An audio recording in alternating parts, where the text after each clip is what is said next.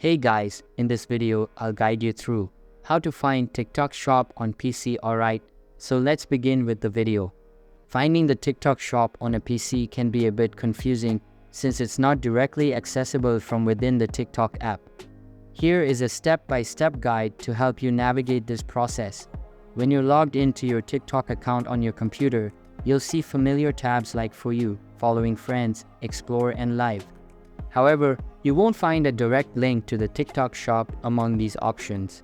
Instead, you need to use your web browser to access it. To get to the TikTok Shop, open your browser and search for TikTok Shop.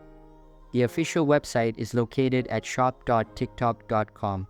Clicking on this link will take you to the TikTok Shop page. You'll notice that you're not automatically logged into your TikTok account here. To start using the TikTok Shop, you'll need to log in separately on this site. Just enter your TikTok credentials as you would for the main app. Once logged in, you can explore various categories, learn more about different products, and start shopping. In summary, the TikTok Shop is accessible only through its dedicated web page, not directly from your TikTok account.